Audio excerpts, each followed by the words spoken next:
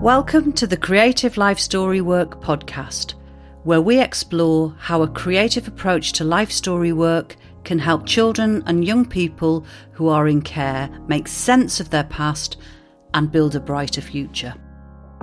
A new model for life story work is being rolled out in the northeast of England, and this podcast shares the latest learning and investigates how it could help improve the lives of care-experienced children and young people across the country. My name is Dawn Williams, and I am an associate at Blue Cabin, one of the partners on this exciting work in the region. Today, we wanted to give you a Blue Cabin backstage access all areas tour of the small organisation based in Gateshead who's been leading on this work. And I'm absolutely delighted that my friends and colleagues, Director of Blue Cabin, Jenny Young, and Coordinator, Gloria Raine, are in the podcast studio to tell us the Blue Cabin story. Jenny. Hello. Hello, and hello, Gloria. How lovely to be here with you. I wonder, Jenny, to start us off, if you could paint a bit of a picture about the inception of Blue Cabin. How did it all start? When did it all start? Why did it all start? Yes, of course. Of course. It's so lovely to be on the podcast, having listened to so many of them. So yeah, Blue Cabin. Where did we begin, I suppose? Blue Cabin was officially a company in 2016, and we were set up at that time as a community interest company. But I suppose Blue Cabin as an idea and as an organisation probably began a number of years before that and came through experience of working directly with care experienced children and young people that I had over a number of years in County Durham Children's Services and local authority. And that was between 2004 and 2007, I think, and I worked with care experienced individuals as what was the virtual school at that time, and noticed, I suppose, how beneficial creative activities were, but also noticed that that was always relying on additional funding, and also noticed that sometimes it was quite challenging to find a creative partner that understood the looked after system and understood children's services, but always endeavoured to try and connect care experienced individuals with creative activity. And through that work, formed lots of partners with creative organisations and thought it would be so fantastic to take this learning into a cultural organisation. And so moved into Sage Gateshead, the fantastic organisation based in Gateshead, and a lot of work was developed nationally and regionally supporting care experienced individuals to take part in music making. And I recognise through that work, I suppose, that being in the creative sector, the local authority system can be quite impenetrable to a creative organisation. It's quite huge and there are lots of staff, and it can be quite hard to find care experienced children and young people to offer them creative experiences. And so my wondering at that time was, I wonder if there was a space for a small organisation that had an understanding of both creative and local authority sectors that could be set up to provide some creative experiences for care experienced children and young people. And therefore Blue Cabin became a thing in 2016, and at that time it was myself and some wonderful individuals, including Dawn, our wonderful podcast host, and we started out by having an Arts Council England funded project in my hometown Darlington, and that was called Head Heart Hands Darlington, and so that was the beginning really of the organisation. It's funny, isn't it, to think back to 2016 and those beginnings when we think about where we are now. And I suppose the link between all of us in this podcast today is Sage Gateshead, where we all met. I'm going to ask Gloria now just to pick up on your part of the story, really, Gloria. When did you, it'll be a few years on, but what was your entry into Blue Cabin? How did you find us? And what made you want to work with Blue Cabin? I discovered Blue Cabin. I'd heard about it because obviously I knew Jenny was working together at Sage. I knew what she was doing and what she'd set up.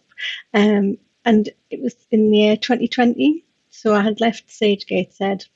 I was looking for something else, but I always loved working in the arts and in the charity sector. That's why I feel really passionate about working in that sector.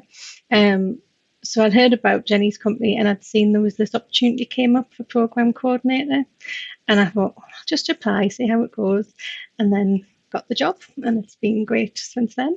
We call Gloria's role the engine powerhouse of Blue Cabin, where all things operations are held in very, very safe hands. Thank you, Gloria.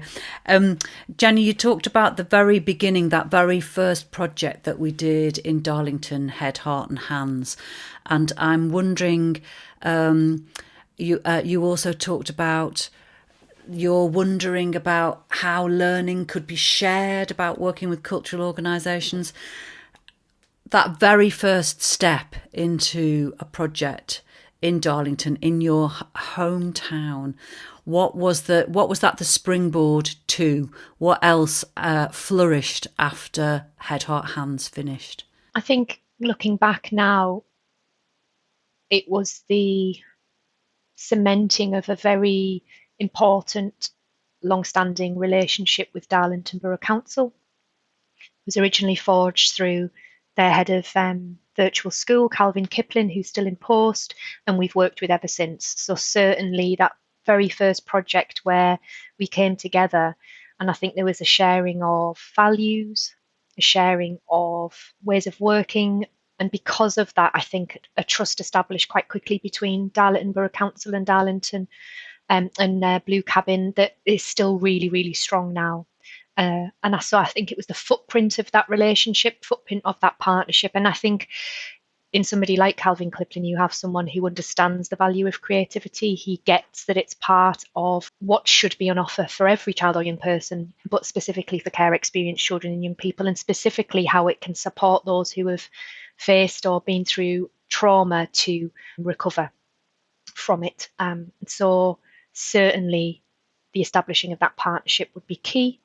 I suppose as well, the understanding, and it really reinforced the importance of bringing together a team of artists who have training and support to understand what the local authority system is for care experienced individuals, a trauma-informed approach to working so that they have an understanding of trauma attachment and recovery, that they can really consider with care how their creative practice and the activities they facilitate can be protective factors in supporting children and young people who have experienced trauma. And I think who are open to learning and working alongside us. And we brought together a number of artists at that time, and working with and alongside artists has been fundamental to who we are. And we now have a team, amazingly, of 8 associate artists and other artists that work with us who Blue Cabin couldn't be who we are without that group of fantastic people who have their own creative practice and also challenge us and work alongside us, and we learn from them just as much as they learn from us. So certainly the key role of associate artists in the work that we do was very much established from that project as well. Talk there of allies in Darlington Borough Council, allies in our associate artists. Gloria, you are the person who has the most to do with other people who are really important to the delivery of lots of Blue Cabin work. Would you like to say a bit about some of the different roles that you're in daily contact with? So part of my work, I help set up the All About Me sessions. So that's we're currently working with 3 local authorities, and I work with their teams to helping them to coordinate them. So I'm closely connected with their staff who are setting those up, recruiting for the sessions, that sort of thing. Also work closely with the artists. And again, what Jenny said, it's been great learning from them as well, seeing how they work and kind of trying to put that into what I do as well, which has been really good. And I work with the producers as well. So we started incorporating the virtual sessions. The sessions would always be face-to-face in a venue. Then we introduced them to be virtual because of COVID.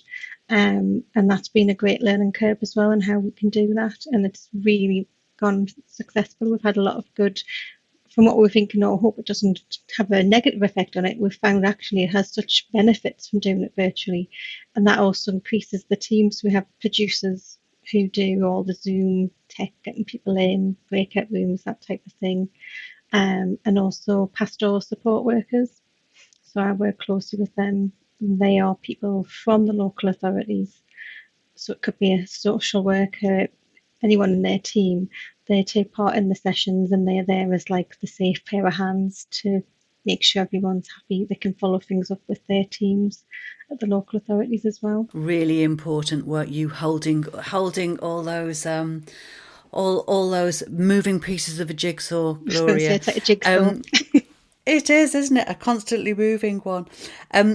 Jenny, Gloria mentioned all about me there, and I wondered if you wanted to give a bit of the story about how that came into be. I'm thinking about meeting Richard Rose and the importance of him as another ally in the creation of that whole programme. Yeah, I suppose back in 2017, 2018, we had a wondering, and our wondering was our work is very much focused on care experienced people, and therefore a statutory duty of local authorities is to support care experienced individuals to understand their life story.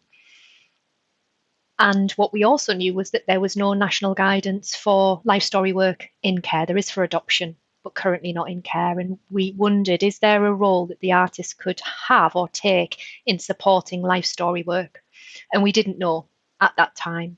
And so we set about testing that out through some fantastic work and funding through South Tyneside Council. And we were approached by a wonderful individual, Tony Joyce from South Tyneside Council, who said we really would like Blue Cabin support to think about our life story work and for the local authority and how we might be able to develop it. So that chimed really with that wondering we had about whether artists had a role in life story work, and we needed to find an expert in life story work to help with that, testing out that conversation. And so we found Professor Richard Rose of Therapeutic Life Story Work International, and he has developed the Rose model of therapeutic life story work over a number of decades. It is now something that he delivers in this country and across the world, and it's a really well-tested, evidence-based approach to life story work. So therefore, we felt as though we had all of the jigsaw pieces alongside our associate artists to pilot and test out an approach to life story work that involved artists. And from that came, through Richard's model, All About Me, that is delivered in a group setting. And Richard's model, in summary, is a 3-tier approach. All About Me, through Richard's model, was a one-to-one direct work between a child and a key adult, and that's a 6-week intervention. And More About Me is a 3-month intervention, and that's facilitated between a therapeutic life story worker, a child, and their supporting adult. And therapeutic life story work is a 9-month intervention, again facilitated by a trained therapeutic life story worker with the child and their supporting adult. And what we did to think about the role of the artist is we worked with Richard and the artists and South Tyneside Council to reimagine All About Me as a group intervention rather than a one-to-one. And so the group intervention is 6 children and young people between the ages of 5 and 17 in different age categories, work with their trusted adult either face-to-face or online to look at 6 different themes covered in 6 weeks, such as This Is Me, where do I live? Who do I live with? What are my favourite things, my feelings, and what do I want for my future? And the artist works as a co-facilitator with the pastoral support worker to facilitate that space, using their creative practice as the means to have conversations, to consider that theme for each of the children in that space, but also their creative practice helps to document the process as well. So the child or young person has something to take away from the session that documents what they've spoken about. Key to this is that nothing is shared with the child that they don't know about their life story. That's not the intention of All About Me creative experiences. And also key is that the child or young person can share as much or as little as they like. It is their story. It is their session within which to navigate how much or how little they want to share with people in the group. And So All About Me creative experiences set about to provide that space for the child or young person in a group, whilst also understanding that for some children and young people, they'd still want to have All About Me one-to-one, so All About Me direct work still exists as part of the creative life story work model. As Gloria mentioned, we can also offer creative experiences online too, and it follows a similar pattern, but there's an additional session at the beginning, which is tech busting, getting people on board, and the role of the producer there is really key in supporting that space as well. Gloria, I happen to know that you have been a producer in some of those All About Me sessions, and I wondered if you wanted to talk a bit about some of the highlights, because it's a very privileged position to be in, being in their sessions, some of the highlights, but also some of the challenges of being in an online All About Me session with an artist, a pastoral support worker, and up to 6 young people and their trusted adults. I felt like it has been a privilege to be part of it, and I think at first when we were developing the sessions, we didn't know how involved the producer role was going to be. And I remember being a producer for the first group of sessions that we're doing online, and it evolved where it was like, oh, I could just get on with some emails as I'm doing the sessions.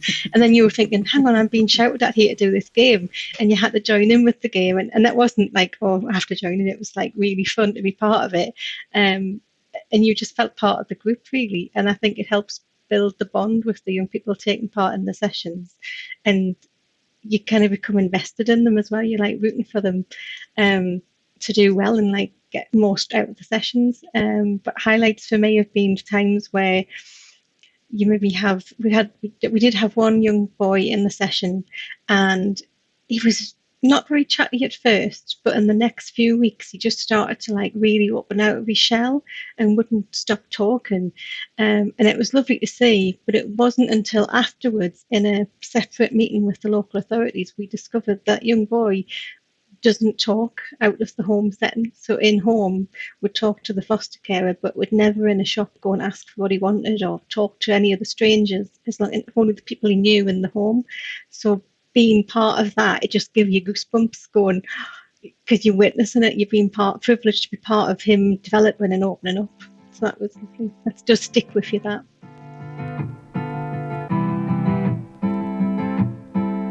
Did you know that this show is available to listen to on Apple Podcasts, Google Podcasts, Spotify, Audible, and many other platforms? Search Creative Life Story Work wherever you get your podcasts. What about some of the things that have been a bit more challenging? The things that stick out is possibly the tech issues. Sometimes we can get young people as well as carers can come, and they're not very tech savvy, and can't really get online, struggle to work out how to put a capital letter to get passwords in. So those type of situations can be quite challenging, and you literally can't get in the car and go to everyone's house and fix those. So that's where we've found like the introduction sessions being really good to try and solve those issues before actual sessions started, and we do the best we can there. Our tech busting sessions. Yeah. Jenny, we've talked quite a bit about the All About Me sessions, but I wondered if you would like to say a bit about other pieces of work that Blue Cabin have been involved with over the years, because they've been many and varied, and I think not everybody will realise that Blue Cabin is involved in so many other bits of work. So yeah, Blue Cabin, I suppose, as an organisation, we work in partnership, and that can be with a local authority, it could be with a charity, it could be with an independent fostering agency, and the aim really is to respond to a need and also ensure that care experienced individuals are being supported to access creative activity. It is a real belief that we have, and it's based upon the United Nations Conventions of the Rights of the Child, that every child and young person should have access to art and creativity and culture. And I think when children and young people are part of a system, it can often be something that isn't as easy to access for various different reasons. And so Blue Cabin fundamentally believe that care experienced individuals have a right to access art and creativity. So that's one of the things that we want to develop when we work in partnership, is rights and access.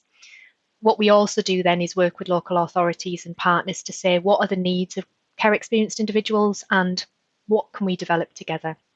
So we're often innovating, we're often designing brand new projects in partnership, and testing them out with the local authority really, and always getting feedback from children, young people, their supporting adults and the local authority about how it's worked. And so our activities can be maybe a one-off creative day. So we have a project delivered in partnership with Darlington Virtual School. It's been going for years now. It's called Cool Things.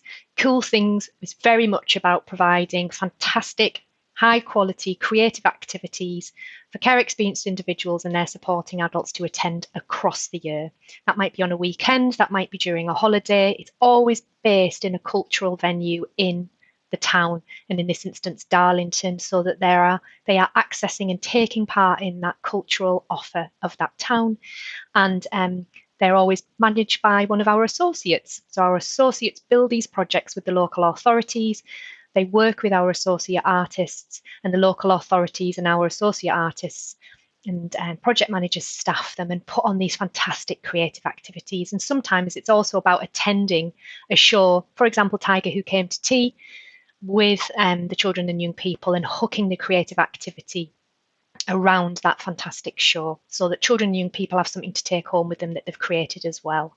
But they've also got a chance to see a really fantastic show on at their local theatre.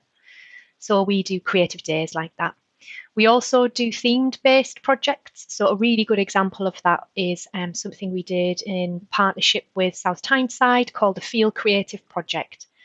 And that was during COVID, and it was a project supporting care experienced children and young people under special guardianship orders to explore and discuss their feelings.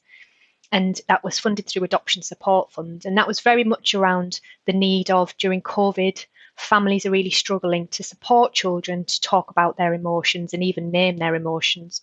So we worked with the Connected Carers team at South Tyneside Council, our associate artists, and we developed a set of fantastic creative resources our associate artists did to enable that conversation around feelings to take place in the home.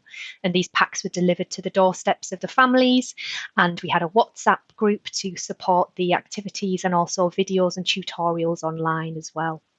And some of the outcomes of that is it really supported carers and family members to have time together that was a little bit less stressful in the home than us all being in lockdown. So it reduced some stress that was present in the home at the time. Children and young people had excitement and a focused activity that was fun and engaging, and that was done alongside their supporting adult. But also that they were able to, as children and young people, they were able to name some of the emotions they were facing at that time and explore them with their family members. And the carers really fed back to us that they were able to have those conversations and recognise more how children were feeling. So it was a really positive project. And then we also do other types of projects such as Arts Award, and that's working with a local authority perhaps or a virtual school to design a number of sessions to enable care experienced children and young people to gain accreditation through Arts Award.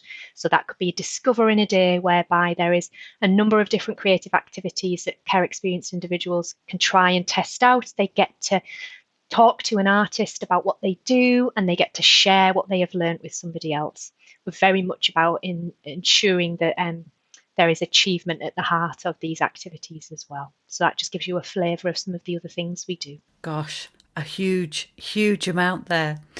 Gloria, you get to work on all of those programmes. Which one's your favourite? You're allowed to say. Which one's your favourite?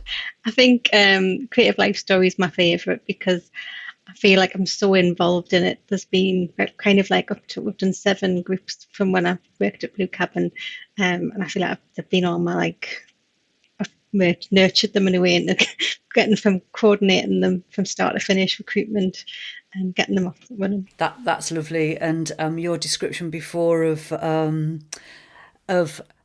the relationships that are formed in those All About Me sessions online is kind of at the heart of Blue Cabin as well, isn't it? So that's a fantastic example of a member of the team totally embodying that value as you take that work into the All About Me sessions as well. Yeah. Thank you, Gloria. we've talked about the start of Blue Cabin, what we've been involved in the delivery of so far. Jenny, are we allowed to say what's in the pipeline? What are the next things that are likely to be announced in the story of Blue Cabin? Oh, that's such a good question. I'm just trying to remember what I'm able to say and what might allowed be to secret. say. So one project that we are really, well, there's so many different projects that we're really excited about, but we've been working in partnership with a fantastic organisation called NEPACS for a number of years now. NEPACS support people in prison and their families, and they've got this amazing project that's been going for a number of years, which is supporting care leavers in prison. And the shocking statistic, which is a third of the prison population has care experience, is one that we learnt from NEPACS and one we felt we had a duty to respond to.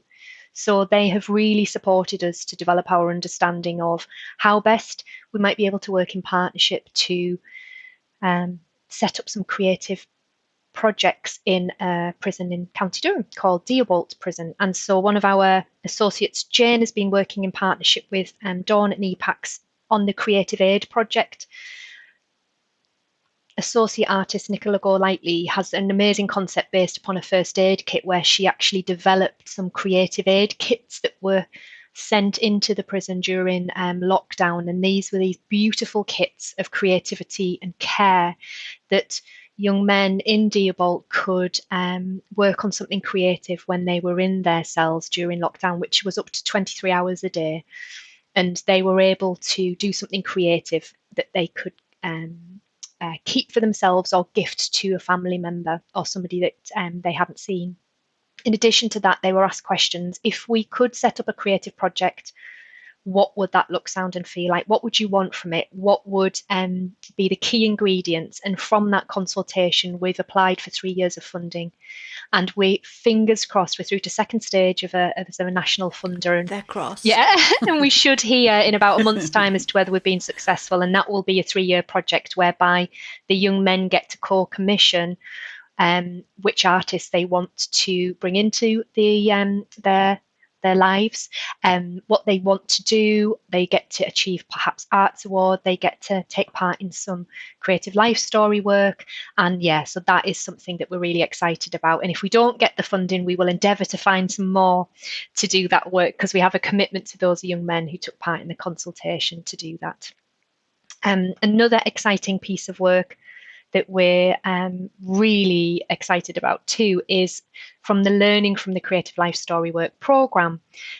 We have developed a website. We felt that we had to have something to share with more than just the local authorities we're working in partnership with, because the learning from that project has been so great in that there is a real need to support practitioners in local authorities, staff members, carers to feel more confident to have conversations with children and young people around life story. And so we have a duty to be able to respond to that. And we've gathered and collated an array of fantastic resources together over the life of the funded project through What Work Centre. And we felt like we needed to put that on a website, because other local authorities, other people around the country might find that beneficial to access those resources too. So in October of this year, we will be launching a brand new website called the Creative Life Story Work website. And that's going to feature podcasts, toolkits, resources, features from supporting adults, features from practitioners, features from life story work friends from around the world. There's going to be live classrooms and live events that you can come along to learn more about different types of approaches to life story work. And that's very much delivered and developed in partnership with Richard Rose and Therapeutic Life Story Work International. Him and his model is at the heart of that website and our approach. And we just felt it was our duty really to make the resources available quite a lot of the resources are going to be free of charge. But in order to fund the work going forward as a charity, we will be charging membership fees, but they will be kept as low as possible to ensure that as many people as possible can access the website. So if you are interested in hearing more about the website or accessing it in the future, please sign up to our newsletter. And as soon as it's launched and live, you'll be the first to know. I feel like we might need to have a whole podcast dedicated to the new website when it gets launched. Drum roll. And Gloria, I know, and Gloria, I know that that's been a huge part of your work over the summer, learning lots of things to put that on. Mm-hmm.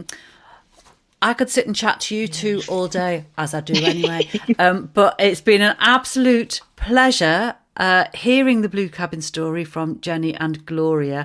I have one final question, and I'll ask Gloria first. It's just, now that we've had to think about from 2016 onwards and Blue Cabin, what's your wish for Blue Cabin moving forwards? I think my wish is just to keep developing and be involved in more local authorities across the country, because I think we've learned so much with the virtual work we've done. We're not limited anymore. I think we can go out there and just make it a bit much bigger. And final word to Jenny, what do you wish Blue Cabin in the next decade? Oh, that's a really good question. I would love to, I suppose Blue Cabin is very much based upon having lots of cups of tea with people, either face to face or virtually, and being able to explore together the possibilities and challenge ourselves to do better and to work harder to ensure that care experienced people are supported in whatever way they want. And from our point of view, that is around creativity and relationships. And so I want to have space to work alongside the fantastic members of the team who are just incredible. I'm so lucky to work with the team and the associate artists and the people that we do. And I think together we can continue having really important and fruitful conversations with people we already know, local authorities we already work with, partners we already work with, but new conversations as well, because there is so much need for this work. We know that now more than ever. And actually there might be places that we can work that we haven't been made aware of yet, that we haven't discovered yet. And therefore, wherever we can reach, we will endeavour to do that, and we will always do that in partnership. We will always do that with transparency and honesty and care and love. And I just hope that we can continue doing this work, because it's a pleasure, and it's something that is very close to all of our hearts. So hopefully those things. What a lovely note to end our podcast on. Jenny and Gloria, thank you so much for your time this afternoon, and I'll be seeing you soon. Thanks, Dawn. Thank you. Whether you're a foster carer, someone who has experience of the care system, or you work with children and young people, we hope this episode has given you an insight into how we could make our work better for children and young people. You can find out more about our podcast at wearebluecabin.com/podcast, and we'd love to hear your thoughts. You can record and send us a direct question or message the show via the website. You can tweet us at wearebluecabin. If you'd like to listen to future episodes, remember to subscribe wherever it is you usually get your podcasts. And if you're using Apple Podcasts, please do leave us a review, as it really helps others to help find our show. Bye for now. The theme music on this show is by Madofan, sourced from Pixabay and used under license. You've been listening to an Anya Media production for Blue Cabin. Find out more at anyamedia.net/podcasts.